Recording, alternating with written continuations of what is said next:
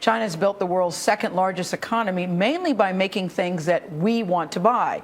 Tom Doctoroff says it's time for us to understand the Chinese just a little better. He is an advertising executive and leading expert on consumer psychology in China. His latest book is called What Chinese Want: Culture, Communism, and China's Modern Consumer. He joins us at the table this morning. Nice to have you with us. Thank you very much. And it's a book that I have to say I learned a lot from. Wasn't really familiar with a lot of the things you talk about. So what do you think the biggest misconception that we as Americans have about the Chinese? Well, I think it's that Chinese are becoming modern and international, but they're not becoming like us. They're not becoming Western. They're not becoming individualistic in a Western way.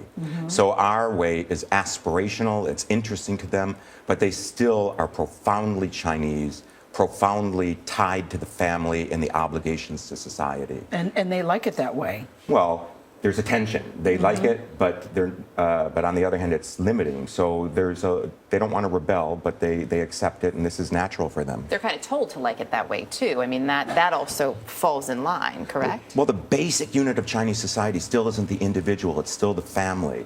So if you cross the red line of rebellion, you become an outcast. So you have no choice not to accept it. And that's just the way it is. It's been that way for thousands of years, and it will stay that way in the future. You say that understanding Chinese consumer culture is a good starting point to understand the nation. So what do we learn by understanding their consumer culture about them?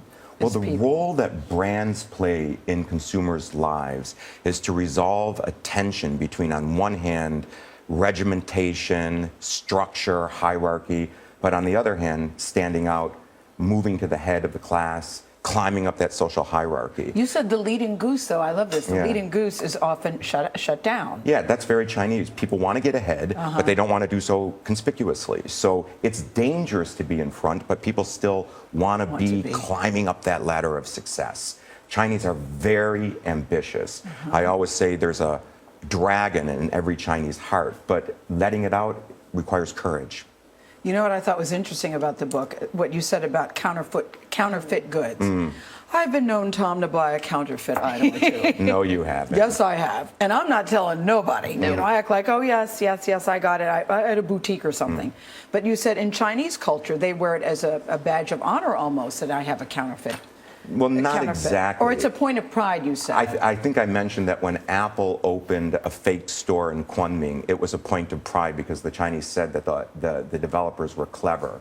But actually, if you're a consumer and you're in the middle class and you buy a counterfeit good and you get caught with it, that's a big misstep. So I don't think that the counterfeits are really points of pride for people that can afford to buy the real thing. Okay. But it does reflect ingenuity of the Chinese. But it also reflects that desire for these brands, which you mentioned, because people want to have that status symbol.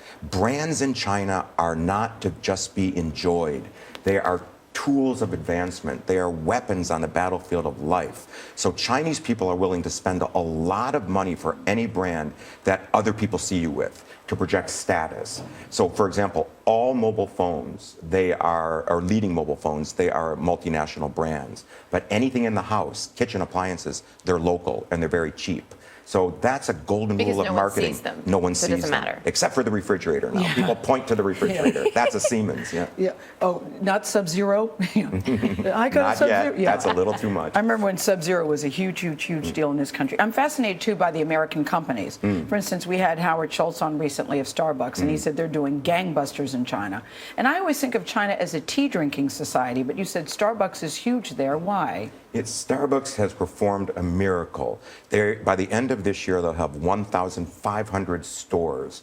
What they've done in a tea culture is to position the Starbucks location as a place where new generation professionals go to hang out together and proclaim their affiliation with the new middle class. So it, too, is about projection of status.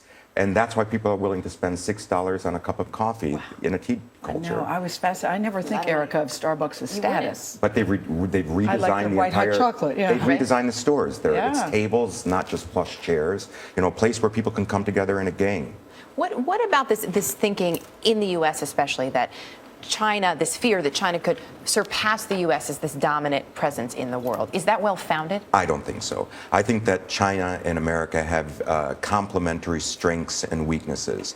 We're very innovative. We have institutions to protect individual interests and harness our productivity. The Chinese, on the other hand, are great at collectivization and mobilization of resources for a national level.